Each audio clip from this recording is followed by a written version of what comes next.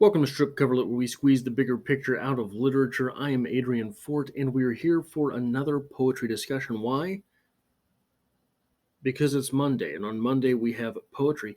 Today's poem comes to us from the crafty, the wily, the old and zany Charles Bukowski, and it is a long one, but it is worth it. And let me tell you, I think beforehand, why I want to talk about this poem.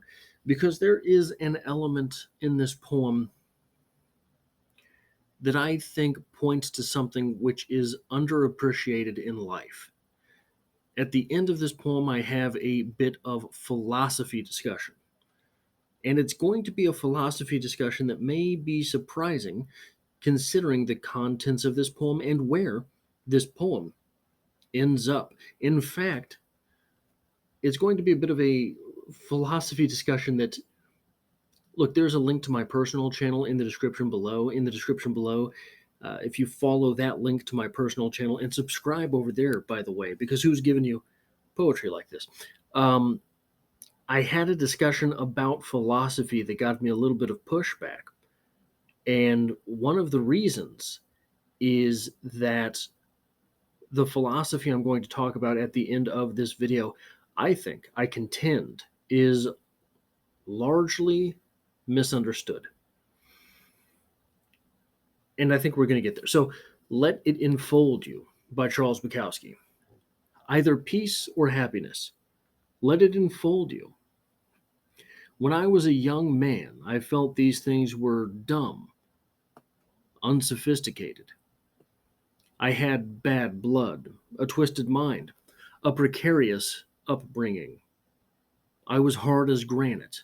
I leered at the sun. I trusted no man, and especially no woman.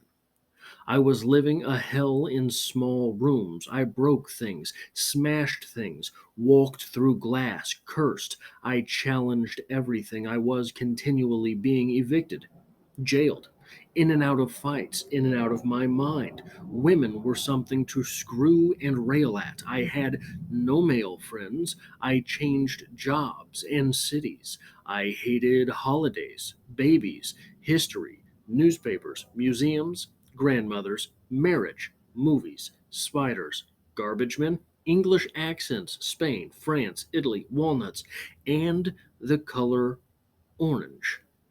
Algebra angered me. Opera sickened me. Charlie Chaplin was a fake, and flowers were for pansies. Peace and happiness, to me, were signs of inferiority, tenets of the weak and addled mind. But as I went on with my alley fights, my suicidal years, my passage through any number of women, it gradually occurred to me that I wasn't different from the others. I was the same.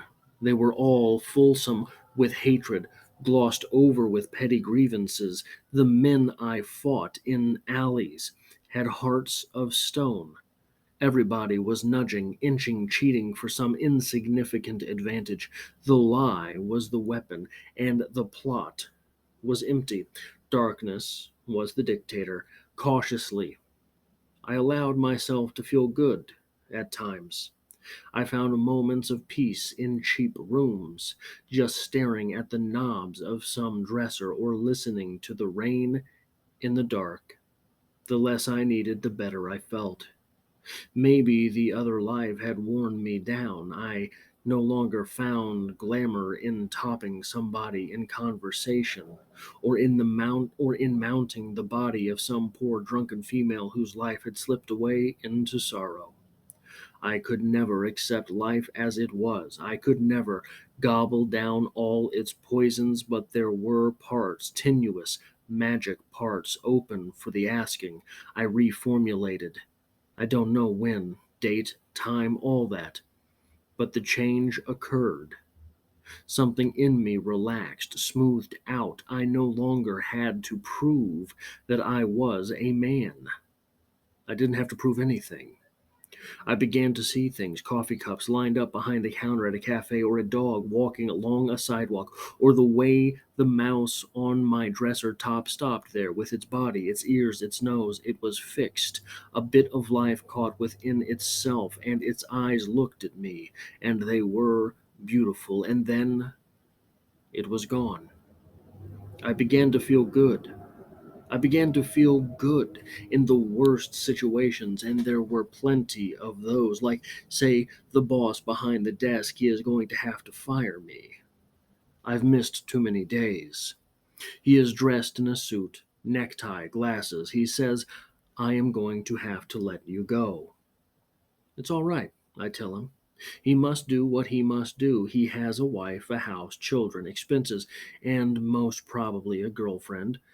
I am sorry for him. He is caught. I walk into the blazing sunshine. The whole day is mine, temporarily, anyhow. The whole world is at the throat of the world. Everybody feels angry, shortchanged, cheated. Everybody is despondent, delusioned. I welcomed shots of peace, tattered shards of happiness. I embraced that stuff like the hottest number, like high heels, breasts singing the works. Don't get me wrong, there is such a thing as cockeyed optimism, that overlooks all basic problems just for the sake of itself. This is a shield and a sickness. The knife got near my throat again. I almost turned on the gas again. And when the good moments arrived again, I didn't fight them off like an alley adversary. I let them take me. I luxuriated in them. I made them welcome home. I even looked into the mirror. Once having thought myself to be ugly, I now liked what I saw. Almost handsome, yes, a bit ripped and ragged, scares, scars, lumps, odd turns, but all in all, not too bad, almost handsome. Better at least than some of those movie star faces, like the cheeks of a baby's butt. And finally, I discovered real feelings of others, unheralded. Like lately, like this morning, I was leaving for the track. I saw my wife in bed, just the shape of her head there, not forgetting centuries of the living and the dead and the dying, the pyramids, Mozart, dead, but his music there in the room, weeds growing, the earth turning, the tote board waiting for me. I saw the shape of my wife's head. She so still. I ached for her. I ached for her life. Just being there under the covers, I kissed her in the forehead, got down the stairway, got outside, got to my marvelous car, fixed the seatbelt, backed out of the drive, feeling warm to the fingertips, down my foot on the gas pedal. I entered the world once more, drove down the hill, past the houses full of empty people, past the houses full and empty of people. I saw the mailman, honked, and he waved back at me. So you'll agree that's a bit of a long poem. Maybe it could seem vapid on the surface. I was angry, now I'm happy. But that's not it. It's not I was angry, now I am happy. It's that I was angry, full of angst, and now I am relaxed, but still kind of an angry guy. The thing I want to talk to, the philosophy that I want to point to here, is one that I think is often misunderstood. It's nihilism. This is a quote from Dmitry Pisarev. Dmitry Pisarev was one of the foundational nihilists. This, therefore, is a seminal quote in the practice of nihilism. This is how it reads: Here is the ultimatum of our camp. What can be smashed must be smashed. Whatever will stand the blow is sound. What flies into smithereens is rubbish. At any rate, strike out right, strike out left. No harm will or can come of it. Now, early in this poem, way up here, I was hard as granite. I leered at the sun. I trusted no man, and especially no woman. I was living a hell in small rooms. I broke things, smashed things, walked through glass, cursed. I challenged everything. I was continually being evicted, jailed, and in and out of fights, in and out of my mind. That sounds a lot like the nihilism described by Pisarev. One thing that I think is often underappreciated with philosophy, one thing that I think is often underappreciated with world views, one thing that I think is often underappreciated with paradigms is not that they can change, but maybe that they should. Maybe. So, for example, I live in the Midwest. In the Midwest, we have 16 of the 4 seasons. But during those seasons, in the winter, for example, when the ground is covered with ice, when it's -4 degrees for a month at a time, probably I don't want to go on many road runs. I don't want to run alongside the road. I don't want to do that then. That would be silly. Maybe philosophy is the same way. Maybe there are times in our life where something like existentialism makes sense to practice. Maybe there are times in our life where something like nihilism makes sense to practice. Perhaps nihilism is not always the best for us. Perhaps nihilism has a place and time for each of us. And if it lasts in our life past that window of usefulness, maybe, just maybe, it is our mistake if we continue to be a practicing nihilist. Now, I will contend that many of the most successful people you will read about, because oftentimes you're only reading about them, were nihilists. What I mean by this is that they accepted into their life this idea that sometimes you will make a test of something in your life and have to leave it behind. Really, that's all that nihilism says. The Elon Musks of the world, probably a nihilist in practice. The thinkers like Einstein, probably in practice a nihilist. You can find pictures of his desk. Just Google it. Pictures of Einstein's desk as he left it. There are all sorts of abandoned papers. Now, not abandoned because of the way his life ended, but abandoned in that they were discarded. This idea is wrong. I'm going to leave it be. Leonardo da Vinci abandoned all sorts of things. In fact, Leonardo da Vinci said that art is never complete, simply abandoned. That sounds like a nihilist. Now, I don't make this video in order to sort of promote nihilism. That's not what I'm doing. The idea that I am promoting here is the seasonality of philosophy. It seems that our speaker in this poem benefited from passing through that phase of life. Now, just like Churchill said, if you find yourself going through hell, keep going. There is an element of this that so there is an element to the nihilism portrayed in this poem that probably is more than a little bit destructive, self-destructive, in fact. Now, is that all that bad? Honestly, is that all that bad a thing? Mightn't we all have to go through some phase of some modicum of self-destruction in order to see what it is that ourselves can withstand, that we can ourselves endure?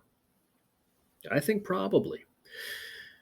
And in the nihilist creed, strike out right, strike out left. No harm can or will come of this. There seems to be what I think nihilism ultimately comes down to is that the individual has to construct around his or herself the world that he or she in which the world in which he or she would wish to live. What are your values? You have to find those.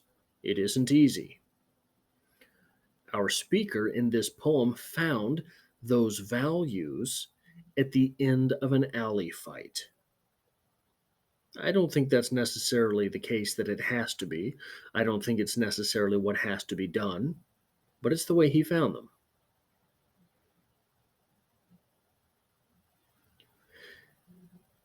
And if there is seasonality of philosophy in life, just like most things, we don't have to be victim to it.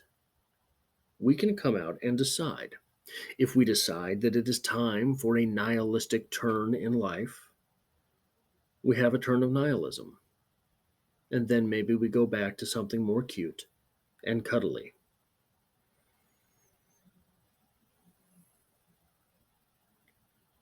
But if there is seasonality of philosophy in life, and we can control these things, the way that we can control our emotions, whether we like to admit it or not, our emotions are at our behest. If this is the case, it brings a much larger burden into the hand of responsibility. We are responsible not only for our lives, we are responsible for the way that we conceptualize our lives. We are responsible for the moments in which we change that conceptualization. Our speaker in this poem does not know the date, does not know the when, the where that he changed. He tells us that. But we do get a sense that perhaps our speaker has lived too hard for too long a period.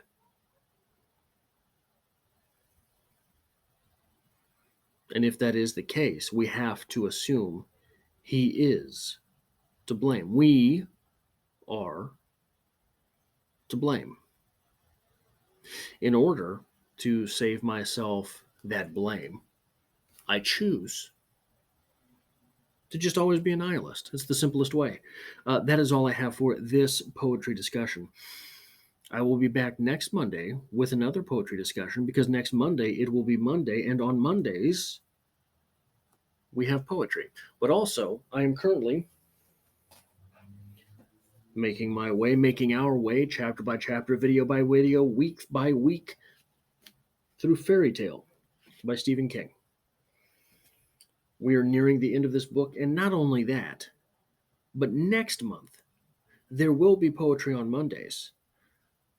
But there will also be poetry every other day of the damn week, because next month is National Poetry Month, and there will be 30 poetry discussions in 30 days here on this channel. So you better be back for it. And yeah, that is where I will stop here. But there's an entire playlist of poetry discussions on this channel if you find yourself hankering for poetry.